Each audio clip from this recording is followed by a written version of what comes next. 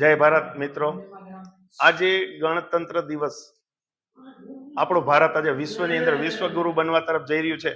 આ સમયે દેશના મહાન લોકો, ઉદ્યોગપતિઓ, જ્ઞાનીઓ અને અનેક એવા વિદ્વાનોથી આ ભરેલા દેશની અંદર તમામને માતાજી ઈશ્વર સુખ આપ્યું છે અને હજુ આગળ આગળ આપણો દેશ ખૂબ પ્રગતિ કરશે. પરંતુ આજના આ પવિત્ર દિવસે રાજકોટની આપણી સંસ્થા પશુબાઈ એજ્યુકેશન એન્ડ ચેરિટેબલ ટ્રસ્ટ જ્યાં આવવાનું થયું, એમ થયું કે માનવને ઈશ્વરે બધું આપ્યું હોય છે, પણ જે માનસિક રીતે બીમાર હોય એવી 40 વ્યક્તિ આપણા ભારતના આપણા ભાઈ જ છે, એમની સેવા આ ટ્રસ્ટ. આપણે એના વિશે પૂછશું. સંતોષગીરી બાપુ અને યુવરાજભાઈ એમની નાની ઉંમરે પોતાના જીવનનું આવું સમર્પણ આપ્યું છે એવી સેવા.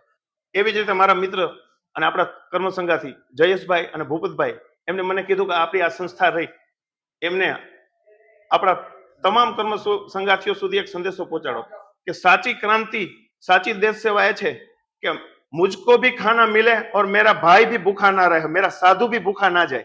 તો એક હૃદયથી હું વિનંતી કરું છું મિત્રો કે ઈશ્વરે આપણને જે આપ્યું છે એની અંદર આપણા આંગણે ક્યારેક પ્રસંગ હોય, ક્યારેક જન્મદિવસ હોય, ક્યારેક આપણે એવો ખુશીનો સમય હોય, તો ફૂલ ને તો ફૂલની પાકડી આવી સંસ્થાની અંદર આપણે આપશું ને તો એ જ સાચું રામ રાજ્ય છે. અને હું બાપુને વાત કરીશ કે બાપુ આપણે ટોટલ સંખ્યા કેટલી છે? 40 ની સંખ્યા છે. વાહ વાહ, 40 લોકોને દીકરાથી વિશેષ રીતે આજે આપણું એક પરિવારની અંદર એક સંતાન એવી રીતનું હોય ને તો આપણને એમ થતું હોય કે ઈશ્વરે અમને દુઃખ દીધું છે. પણ જે જગતનો સાધુડા આજે આ જગતનું દુઃખ દિવસ રાત એની સેવા કરી, પોતાના સંતાનની જેમ એના ઉછેર પ્રેમથી કરી એમની સેવા કરવી, એની મેડિકલ. અને અમારી સાથે હું ખૂબ ધન્યવાદ આપણા જયેશભાઈ જેવા જે મેં ઉદ્યોગપતિની જે વાત કરી હતી કે એ લોકો ખાલી ફક્ત પૈસા મળ્યા ઈશ્વરના એટલે એસો આરામની અંદર નહીં, પણ એવી અનેક સંસ્થાઓની અંદર મારે જયેશભાઈ અને ભૂપતભાઈ સાથે જવાનું થયું કે ઈશ્વર જેમ અમને આપતો જાય ને એનો અમુક હિસ્સો અમે રામ કાર્યમાં આપીએ છીએ અને એ જ મોટા મોટી રામ પૂજા છે. તો મિત્રો, હું આ સંસ્થા ક્યારે શરૂ થઈ એ વિશે ભાઈશ્રીને પૂછું. આ સંસ્થાને આપણે કેટલો ટાઈમ થયો? 4 વર્ષ જેવું થયું. બહુ સરસ. અને કેટલા આપણા વિસ્તારની અંદર આ સંસ્થા? 1000 વાર. 1000 વાર જગ્યાની અંદર છે.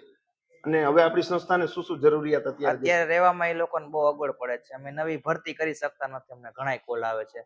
અત્યારે આપણી પાસે અગવડ રહેવા માટે એ લોકોને ફૂલ થઈ ગયું છે અહીંયા, ને સાવ પતરા વાળું છે. તડકામાં ને વરસાદમાં બહુ તકલીફ પડે એ લોકોને. એના માટે અમે 100 ની કેપેસિટી વાળું અમારે બનાવવાની ઈચ્છા છે, જેથી કરી વધારે બાળકો સમાઈ શકે અને વધારે લોકોને આશરો મળે. ખૂબ સરસ, ખૂબ સરસ દિવ્ય વિચારો છે મિત્રો. આપણી તમન્ના હોય મારો બંગલો બનાવીશ, મારી ફેક્ટરી બનાવીશ, હું આમ ફરીશ, પણ આવડા એક યુવાનની આપણા ભાઈ કે હું આ તમામ કર્મ સંગાથીઓને મને યોગદાન મળે તો જે રામ સેવા છે કે જેને જીવનની અંદર પ્રેમની જરૂરિયાત હોય છે, જેની કેળવણીની જરૂર હોય, આવા સરસ મહાયજ્ઞની અંદર આજે મને આવવાનું થયું. હું પણ મારા જીવનને ખૂબ દિવ્ય માનું છું અને તમામ મિત્રોને આહવાન કરું છું કે ફૂલ નહીં તો ફૂલની પાકડી એક હું ગ્રુપની અંદર QR કોડ પણ મોકલીશ, તો તમે ઓનલાઈન પણ પેમેન્ટ કરી શકશો અને સંસ્થાનું સરનામું મોકલીશ. અને ભવિષ્યમાં તમારે ગમે ત્યારે રાજકોટ આવવાનું થાય તો નવાગામ પોલીસ ચોકીથી બાજુની અંદર જ આપણો આશ્રમ છે, પશુબાઈ એજ્યુકેશન એન્ડ ચેરિટેબલ ટ્રસ્ટ. ખાસ મુલાકાત લેજો, કારણ કે જીવનની અંદર વૈરાગ, તમે આવી જે પરિસ્થિતિ હોય, આવા જે લોકો હોય ને જાજો. અને જીવનની અંદર મને મારા મારી જે આજે તમે જે જોઈ રહ્યા છો એની અંદર મહિનામાં એક વખત અમે એવી સરકારી હોસ્પિટલની અંદર દિવસ ગુજારતા હતા કે આપણો અભિમાન ના વધે અને આપણે રામની નજીક રહીએ. તો હું આજે ખૂબ દિવ્યતા અનુભવું છું અને તમામ મિત્રોને આહવાન કરું છું કે આ કાર્યની અંદર બને એટલું તમારું યોગદાન આપજો. શ્રી વિજયભાઈ ડોબરિયા એ પણ અમને અહીંયા મળી ગયા. એટલે ચોક્કસપણે કહું છું કે તમારે જીવનની અંદર ગમે ત્યારે સુખના પ્રસંગો હોય, આનંદના પ્રસંગો હોય, ઈશ્વરે ગમે તેટલું તમને આપ્યું હોય અને એ વધારેમાં વધારે ઈશ્વર આપે, વધારેમાં વધારે તમને બુદ્ધિ આપે, વધારેમાં વધારે તમને માન સન્માન આપે. પણ એના માટે એક નમ્ર અપીલ કરું છું કે ફૂલ નહીં તો ફૂલની પાખડી આપણી આજે સંસ્થા છે રાજકોટની અંદર, પ્રભુજીનો આશરો નવાગામ, 40 ઉપર અલગ અલગ રાજ્યના માનસિક નિરાધાર વ્યક્તિઓ જેને કહેવાય, જેને માના પ્રેમની જરૂર હોય, જેમને પરિવારની જરૂર હોય, જેમની આખા દિવસની સેવા કાળજી એના માટે રાખવાની હોય, એ આવા સંત શ્રી સંતોષગીરી બાપુ અને અહીંનું આ જે કર્મસંગાથી મંડળ ખૂબ સારી સેવા કરે છે. અને આ હજી આવી વ્યક્તિઓ અહીંયા વધારેમાં વધારે આવવા માટે એમના સંદેશા આવતા હોય તો આ સંસ્થાને એક બાંધકામની અમુક રૂમની જરૂરિયાત છે અને વધારેમાં વધારે આવા લોકોને પ્રભુજીનો આશરો એટલે કે આવું ઘર મળી જાય તો હું નમ્ર અપીલ કરું છું અને વિજયભાઈને કહું છું કે બે શબ્દો તમે પણ. આજે પ્રભુજીનો આશરો આ 40 થી વધુ માનસિક જે દિવ્યાંગ વ્યક્તિઓ છે એની ખૂબ સારી રીતે સેવા ચાકરી થાય છે અને એવું પણ સાંભળ્યું કે આવા ઘણી બધી ઇન્કવાયરી આવે છે, હજી આવા ઘણા વ્યક્તિઓને આશરાની જરૂર છે.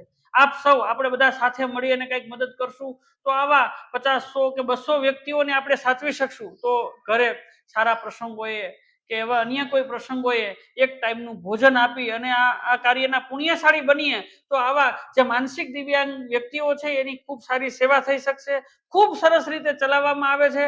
અમે તો તમારી સાથે જ છીએ, પણ સર્વે સમાજ આમાં સાથે જોડાઈએ અને નાનામાં નાનું કોઈ ખાલી વર્ષે એકવાર તમારા જન્મ દિવસે 1000 રૂપિયા આપશો ને તો પણ આવું ખૂબ મોટું કામ થઈ શકશે. તો હું આ સદભાવના વૃદ્ધાશ્રમ વતી સર્વેને અપીલ કરું છું, અમારા દાતાશ્રીઓને પણ અપીલ કરું છું કે અહીંયા ખૂબ આપવા જેવું છે. એકવાર જરૂર પધારજો અને મદદ કરજો. જય હિન્દ. વંદે માતરમ, જય ભારત. હવે આ સંસ્થા માટે મારી એક જ નમ્ર અપીલ છે કે આપ લોકો આપના પરિવારજનો, સ્નેહીજનો માટે તમે ક્યારે પુણ્યતિથિ, જન્મદિવસ નિમિત્તે ક્યારેય કોઈ ઉજવતા હોય અને આપ લોકોને કોઈને એવી ઈચ્છા થતી હોય કે આપણે કોઈ માટે કઈ કરવું છે કે આપણે તિથિ નિમિત્તે કઈ, તો અહીંયા તમે ભોજન આપી શકો છો. કોઈ માટે તમારે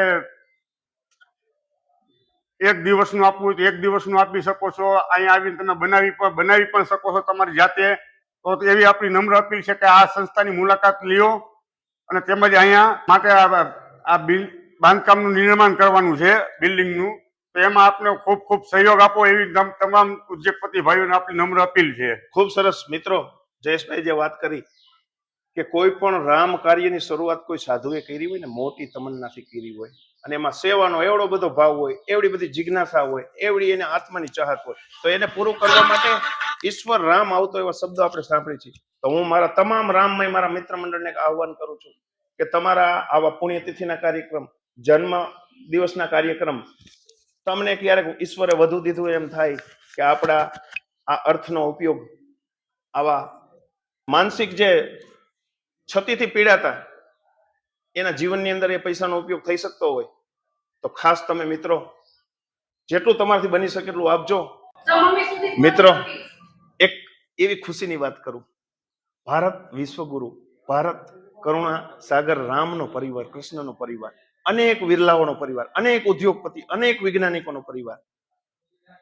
કેન્યા આજે આપણી જે સંસ્થાની અંદર આ બાળક છે જે માનસિક બીમાર છે, એ કેન્યાથી અહીંયા કે પોતાનું ઘર હોય ને એવી રીતે એમનું જતન થાય છે. એવી જ રીતે સાઉથ થી, એમપી થી, અનેક રાજ્યથી એવા જે છોકરાઓ છે એમને આ સંસ્થાની અંદર એટલો પ્રેમ મળે છે. અને મેં આજે જાતે અનુભવ્યું બાપુના શબ્દો ઉપર કે એને પ્રેમની જરૂર છે. તમારા આવવાથી એ બધા એટલા ખુશ થઈ ગયા. તો મિત્રો આ ખુશી આગળ ને આગળ વધે એટલા માટે બને એટલું ફૂલ નહીં તો ફૂલની પાકડી તમારું યોગદાન ચોક્કસ આપજો. અને બને ત્યારે જીવનમાં સુખ આનંદ તો બધે આપણે જતા જ હોય છીએ, પણ ક્યારેક આવા કરુણાના સાગર જેવા વાસણની મુલાકાત લેજો, પરિવાર સાથે લેજો. અસ્તુ. વંદે માતરમ.